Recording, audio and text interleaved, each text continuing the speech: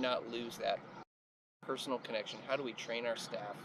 How do we do a better job of getting to have an intentional conversation with the customer? Yeah.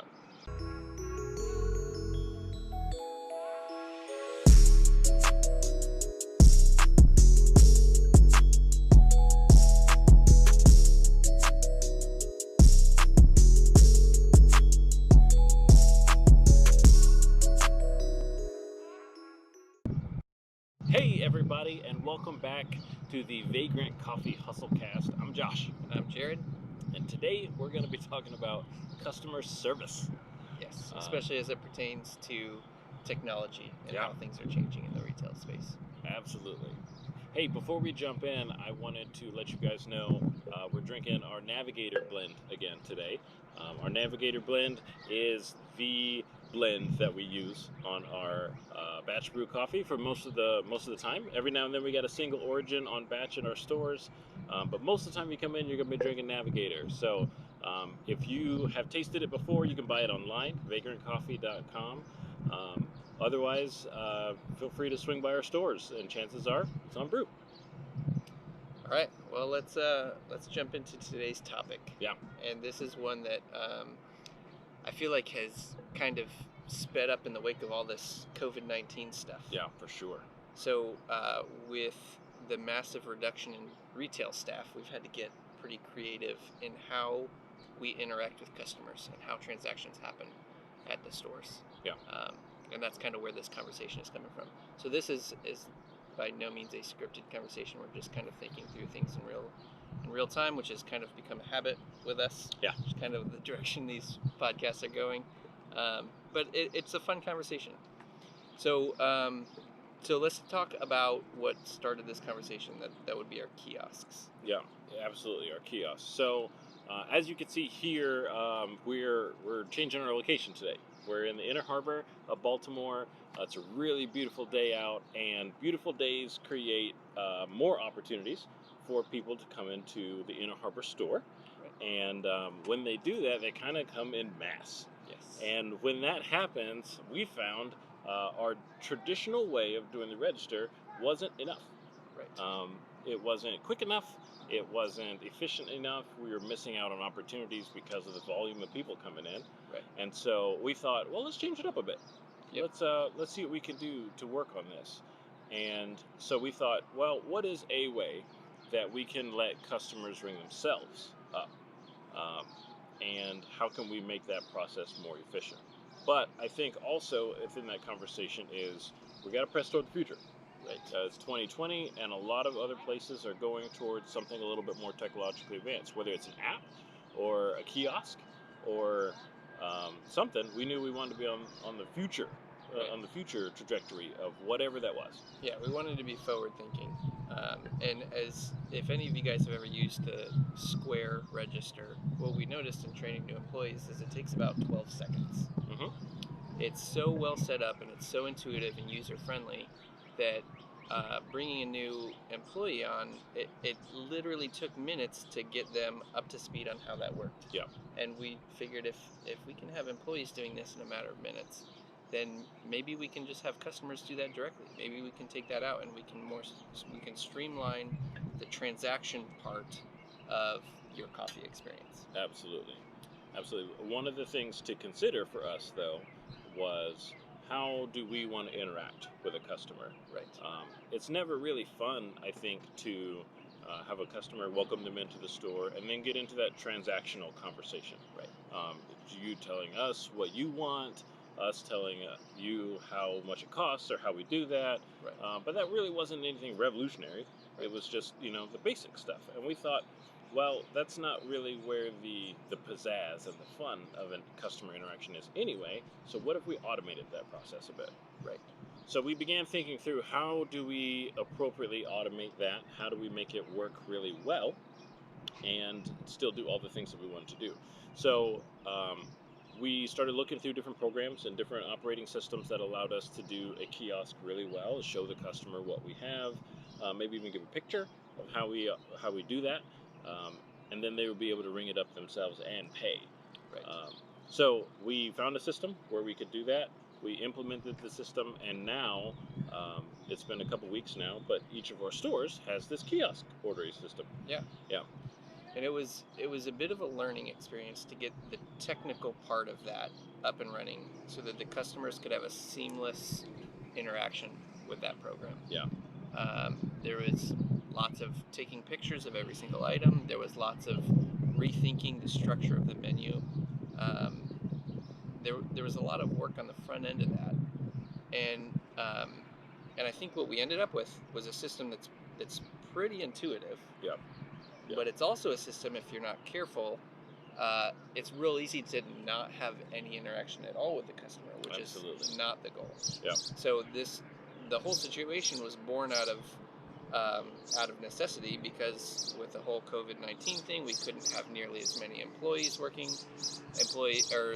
The transactional part of your coffee experience is really the bottleneck as far as right. what takes the most time with the employees. What started as necessity, we're finding is looking like a really great opportunity long term, as long as we can figure out that customer service piece. Yeah. We don't want to lose our one opportunity to have a really positive interaction with our customers. Absolutely. So the question is, how do we change that? Going forward, how do we address that customer interaction part? Right. So the way that I've always thought about it has been, there's a transactional communication that you do with the customer, and then there's the intentional communication that you can do with the customer, asking them how are you and about their day, what their plans are, those sort of things. Because the reality of the transaction is the transaction, depending on if a customer knows what they want or not, which can really be the sticky point. I think people come in and they look at the menu and they're not sure yet, and so they take up some time. And so when you have a skeleton crew working, you can't do anything other than to be with them while they read something.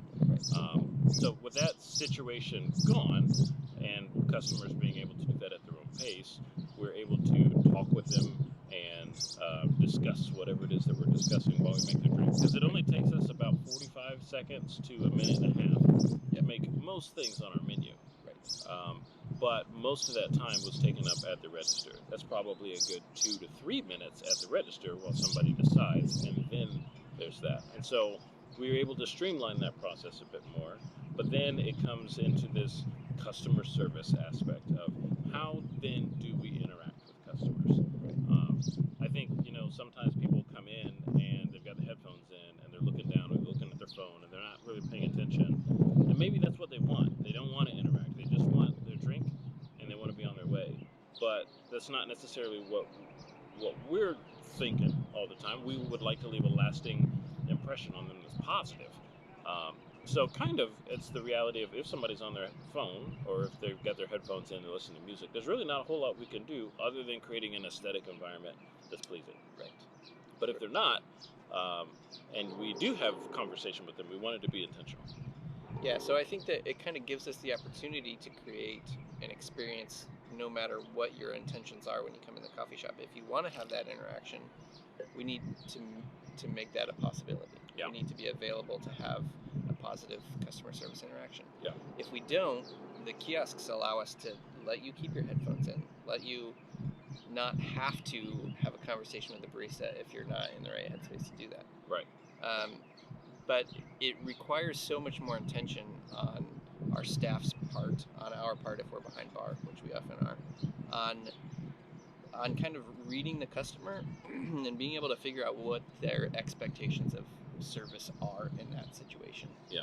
Because absolutely. It does vary a lot. Yeah. And it really forces us to rethink the entire process of how that looks.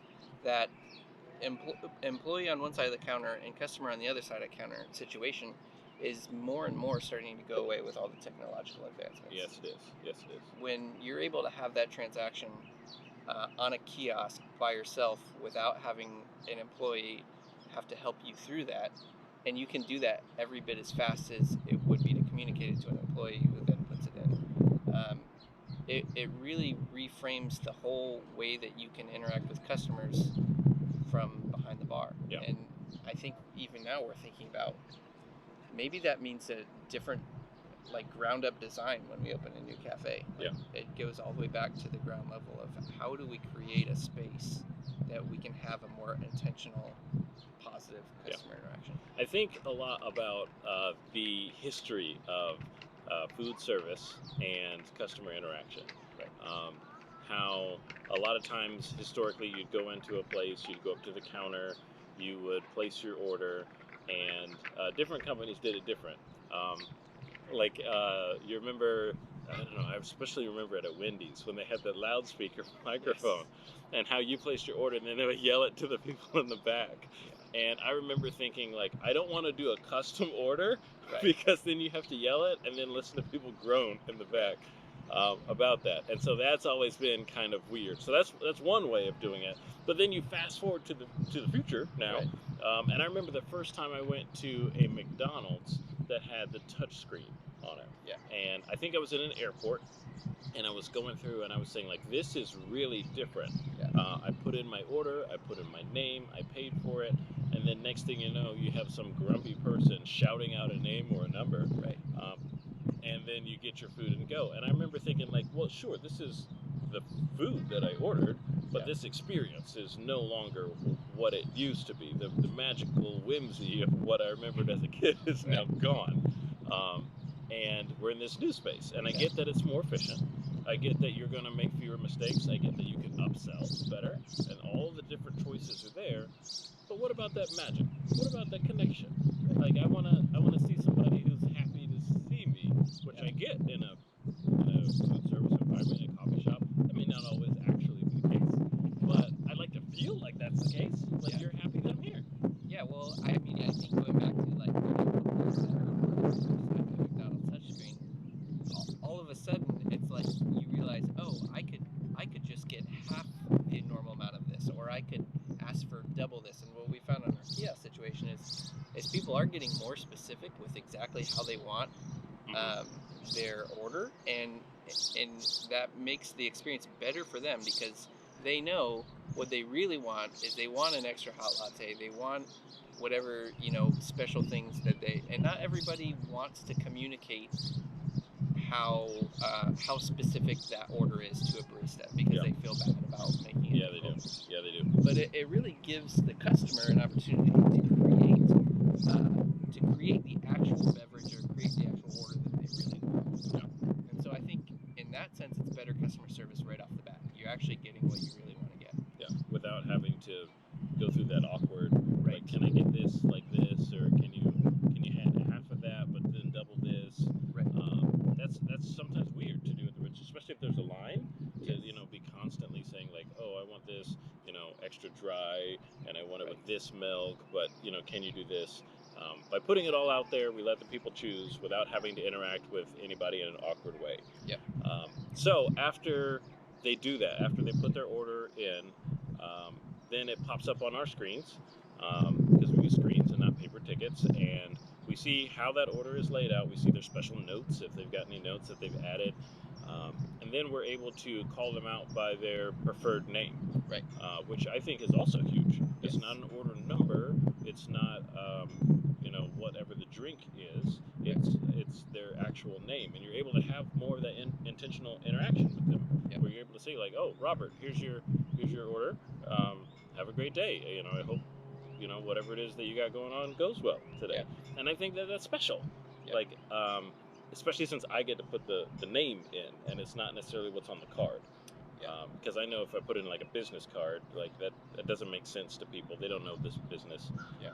Or if they pull the name straight off the card, maybe that's not the name you go by. Right. And so by being put in your name, it gives that little special touch. And even just having to communicate a name to a barista, a lot of times that's not heard correctly, or it's misspelled on the ticket, and that causes more confusion when the next person has to make it. So if the person ordering it gets to type in their name, how they know it's spelled, how they want to be called out, that is a special part of the interaction. Yeah, for sure. So the question is, if we're removing the transactional part of the interaction, how can we make up for that? And not make up, because I feel like that's a part of the interaction that most customers really don't want to have. But how do we not lose that personal connection? How do we train our staff? How do we do a better job of getting to have an intentional conversation with the customer? Yeah, I think there's a couple pieces to that. One is which we could probably discuss on a different episode, this concept of tipping. So Right. unlike other restaurants or bars, people tip for coffee in advance. Right. And so that's usually done as a sign of you did good work, I'm going to give you a little bump, a little extra. But with coffee, you're tipping in advance, and you can see usually how much that person has tipped. Now, we don't like to let that affect how we interact with people, Right. but we can see that other people care and they want to be intentional about their giving, and so we want to factor that in. But I think also when a customer is done ordering their order, then you have some time where they're waiting on you, and a savvy barista is able to talk while they're making a drink. And if you're close, and if you're wanting that interaction and conversation, that gives that time for that intentional communication. Right. I know for me, I try to have people laugh or chuckle a little bit.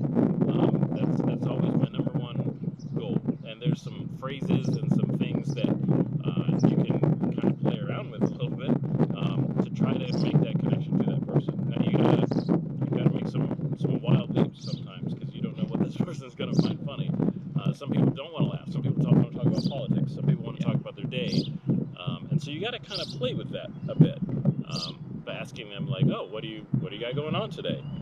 That's a good open-ended thing where people can kind of jump in at their leisure and say like, "Oh, I'm here with some friends and we're just hanging out." You can ask like, "Oh, where are you going?" or those sort of things. I think those are a little bit more of that step of intentionality. But sometimes it doesn't work out. Right. Sometimes you try 3 or 4 inroads and you just get shut down every time. Yeah. I think as far as training goes, it's so important to be able to teach people how to read a situation, how to be able to tell just by body language what that person's expectations are. If somebody places an order and then steps to the farthest part of the room that they can possibly be in, turns their headphones on and looks at their phone, most likely they don't want to talk to you. Right. And there's nothing wrong with that. You can't force a conversation on people who don't want to talk. As a self-described introvert, that's me a lot of the time. And so my kind of thoughts on how a customer service interaction went may be different than how an extrovert would think customer service went. Yeah. If I walked into a room and placed my order with no problems, got the correct drink, and walked out the door without talking to a single person, that's fantastic. It went really well. But if that happens for an extrovert, maybe somebody more like you, you might not read that as great customer service. So the training really has to happen in reading the situation and being able to tell by body language and letting the barista figure out what is the interaction that this customer wants and how do I give them that interaction. Yeah, I think for me on the customer side, some of the things I look forward to are seeing people smile, like an actual smile that's not fake and it's not a sarcastic smile, but something that's genuine and kind of a genuine curiosity about like what's going on for you and why are you here, what brings you here. If I'm a regular, it's nice when they know my name and they ask about things. If I'm not, it is great when someone wants to treat you like you soon will be a regular, and so they get to know you a bit. But sometimes it doesn't work. Sometimes I'm from out of town or I'm traveling, and like you still want that genuine, nice interaction. But that is a lot of energy for someone who's working there to have that same kind of go-get-'em attitude towards getting to know everybody who comes in the shop, which is also asking a lot. Yeah, it's mentally exhausting to be in that space for 8-9 hours a day. 5 days a week. It's, I mean, especially for an introvert, but really for anybody, that's an exhausting place to live. And that's something that we're still learning about, for sure, trying to figure out how to teach that to our staff. I read a book called Disney U, where it talks about how to actually create the happiest place on earth, like Disney has done, because their people are in that happy place for long hours, all day, every day, until they are, off of work, and then they're able to say, "Oh boy, that was so exhausting." So we want to be in that space too. We want people to have a genuine, happy interaction in our places. So we're still learning and still figuring out how do you cultivate that within the staff, so that way they're bringing that A+ service to absolutely every single customer who comes in the store.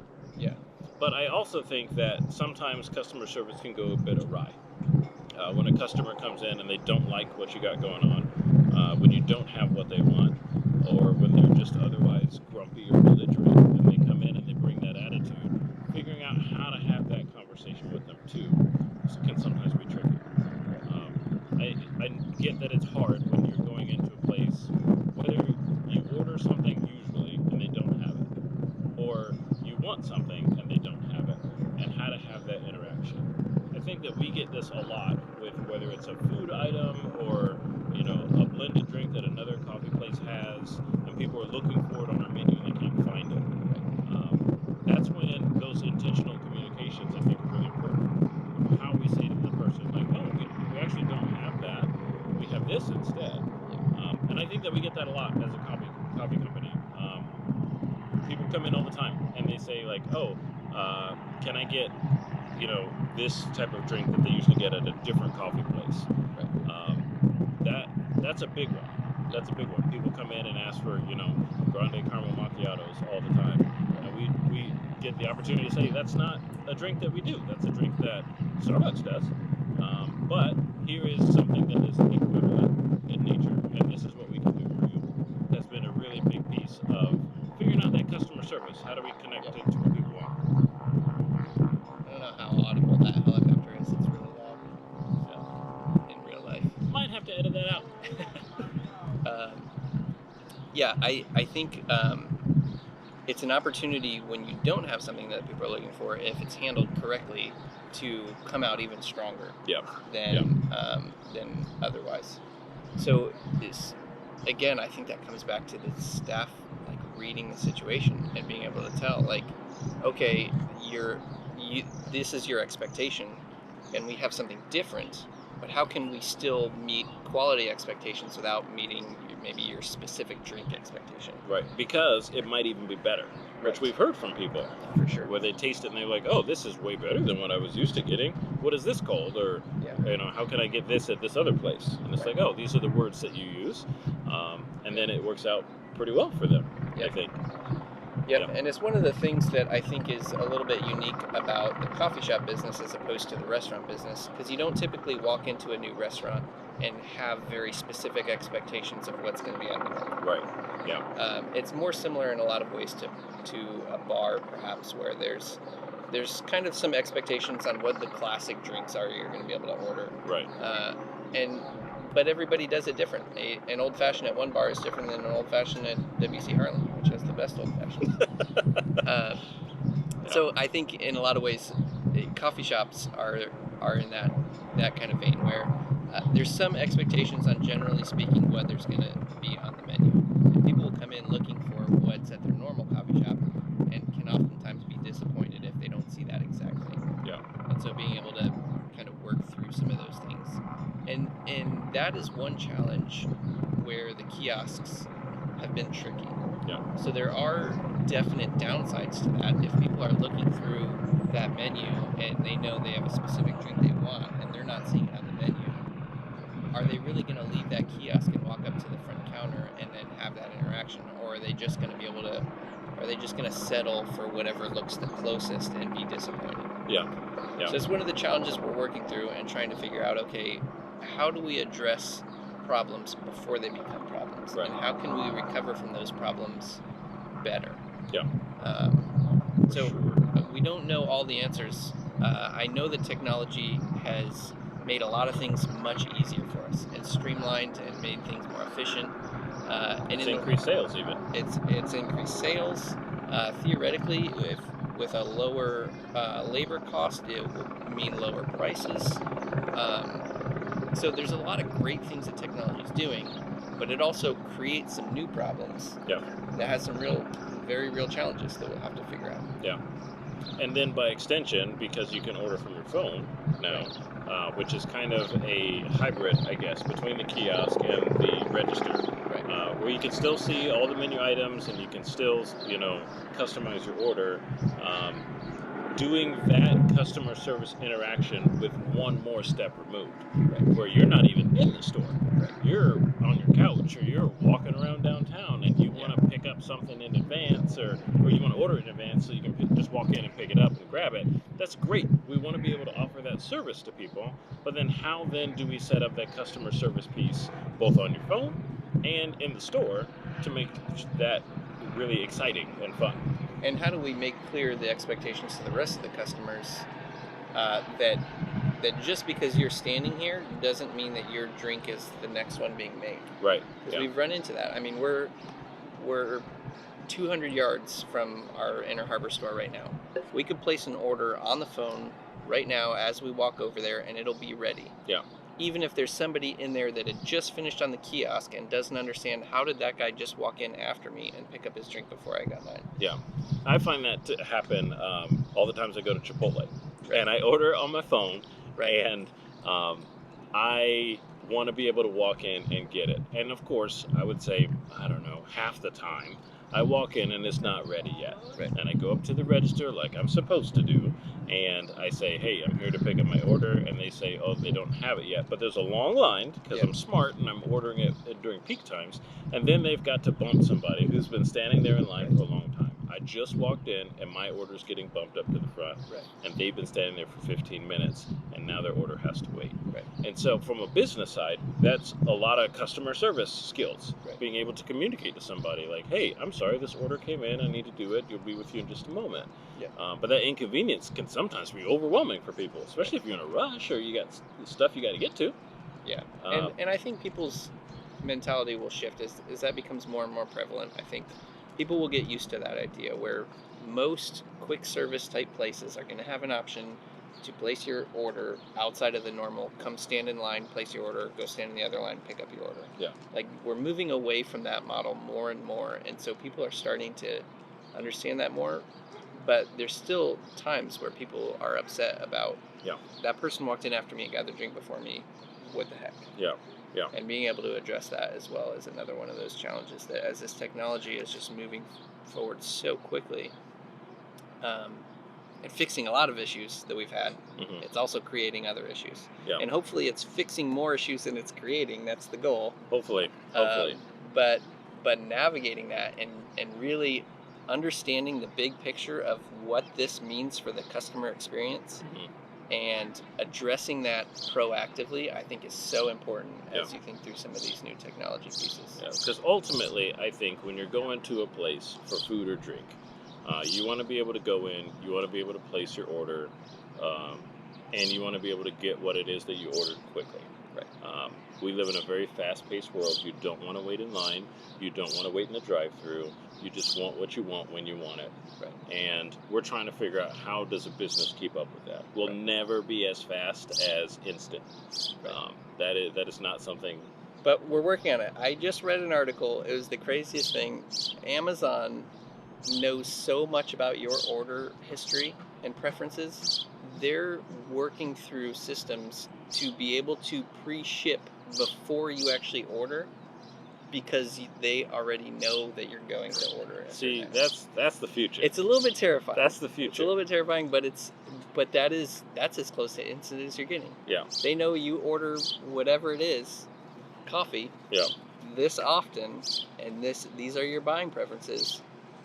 On this day, you're going to place it, and so it's going to show up at your house 30 minutes later because they already sent it out. And I think that's weird when it's a company. It'd be different if you're working in an office and you have an assistant and you walk in the morning and they hand you your coffee because they know what you get every time. Right. That's fun. That's nice.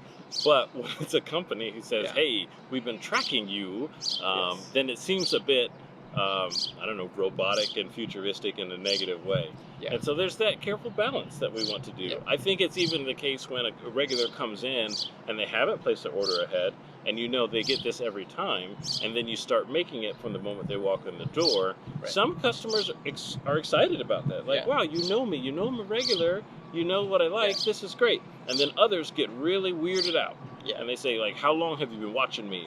And what if I wanted to change it up? And those sort of things. And so it's a careful game. Yep. Yeah, really careful game. Yeah, but it's exciting. I think that the things that technology is opening up and allowing us to do, it will increase our level of customer service. Yeah. But it's going to come with some complications. It's going to come with some very intentional conversations about how you're going to frame this, about how you're going to set up your stores, about how you're going to interact with customers. Yeah, for sure. But it's an exciting time, and it's fun to watch, and it's fun to be part of. Very, very fun. Very fun. So I'm going to go ahead and place an order on my phone right now so that Duke can get it going, and it'll be ready by the time you get over there. That's a good idea. That's a good idea. But until next time, we'll see you. Yeah. Have a good day. Hey everybody, it's Josh and Jared with the Vagrant Coffee HustleCast. Tune in every Tuesday for new content at vagrantcoffee.com. Please like, share, and subscribe. Drink Vagrant Coffee. And keep hustling.